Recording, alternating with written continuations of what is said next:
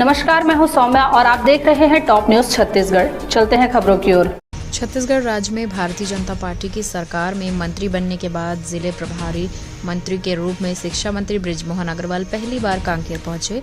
देर रात पहुंचे मंत्री ने जिला पंचायत सभा कक्ष में अधिकारियों की बैठक लेकर जिले में चल रहे विकास कार्यों की समीक्षा की। इस दौरान प्रभारी मंत्री ने विभिन्न विभागों में हो रहे विकास कार्यों में देरी को लेकर जमकर फटकार लगाई। प्रभारी मंत्री ने कहा कि मोदी की गारंटी और विभाग की जितनी भी हितग्राही मूलक योजनाएं हैं उनका हितग्राहियों को लाभ मिले, इस बात की समीक्षा की गई है।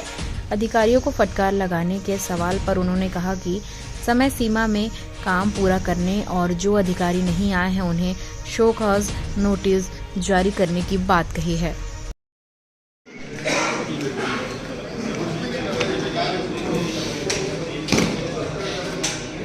सो कि नहीं भाई है?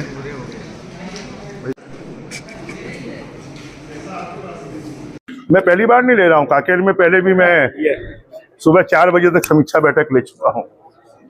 सर क्या विशेष रहा आज की समीक्षा बैठक में जो मोदी जी की गारंटी है, हमारे मुख्यमंत्री विष्णुदेव साई जी की गारंटी है कि लोगों को प्रधानमंत्री आवास मिलना चाहिए, सबके खाते में 2 साल का बचा हुआ बोनस की राशि पहुंचनी चाहिए, महतारी वंदन योजना की राशि सबके खाते में पहुंच जाए, प्रधानमंत्री किसान सम्मान निधि सबके खातों में पहुंचे, डीएमएफ के पैसे का सदुपयोग हो, सीएसआर के पैसे का सदुपयोग हो और विभाग की जितनी भी योजनाएं हैं उन योजनाओं में जितनी योजनाएं हितग्राही मूलक योजनाएं हैं उनका हितग्राहियों को फायदा मिलना चाहिए, इस बात की समीक्षा की है और निर्देश दिए हैं कि सरकार की मंशा के अनुरूप और सरकारी कर्मचारी अधिकारी काम करें और रिजल्ट ओरिएंटेड काम करें, इस बात के लिए आग्रह। कुछ फटकार भी लगाए हैं, अल्टीमेटम भी दिया है 31 मार्च तक। अब ये सब तो अंदरूनी बात है कि समय सीमा में काम पूरा करें।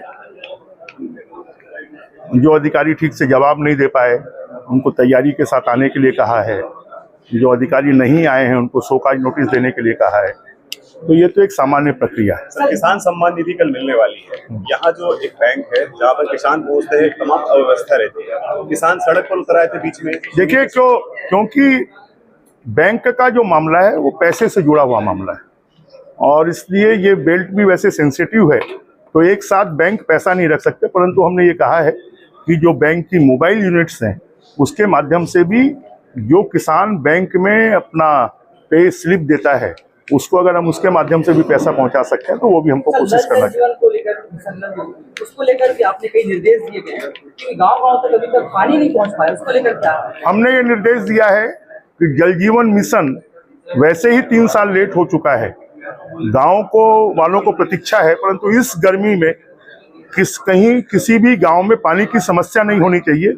अगर आपका जल जीवन मिशन के काम को पूरा होने में समय है तो ट्यूबवेल कर उसमें मोटर डालकर सिंटेक्स की टंकी रखकर और गांव के लोगों को पानी मिले। और सबसे पहले सोर्स जो है पानी का, पहले टंकी बनाना ज़्यादा जरूरी नहीं है, पाइपलाइन डालना ज़्यादा जरूरी नहीं है, पहले सोर्स ढूंढना ज़्यादा जरूरी है, तो सोर्स को सबसे पहले तैयार करें। और मैंने इस बात का आग्रह किया कि 30 मार्च तक हर गाँव में सोर्स ढूंढकर उसमें पंप डालकर सिंटेक्स की टंकी लगाकर गांव के लोगों को प्राथमिक स्तर पर पानी पहुंचाए। निर्माण को लेकर भी आपने बहुत कड़े निर्देश दिए हैं, उसको लेकर क्या कहेंगे? निश्चित रूप से निर्माण समय सीमा में होने चाहिए, अगर समय सीमा में नहीं होता है तो उसकी लागत बढ़ जाती है और इसलिए मैंने कहा है कि समय सीमा में निर्माण हो और निर्माण क्वालिटी के साथ। सर अंतिम सवाल ये है कि राज्य का प्रतिनिधित्व तो आपने कर लिया, अब लोकसभा के प्रतिनिधित्व करने का मौका मिला है, क्या कहेंगे? तो लोकसभा के बाद राज्य को भी देखते रहेंगे, अब दिल्ली से राज्य को देखेंगे, अभी रायपुर से राज्य को देखते थे, अब दिल्ली से देखेंगे। था अब तक का खबरों का सिलसिला। आप बने रहिए हमारे साथ टॉप न्यूज छत्तीसगढ़ पर।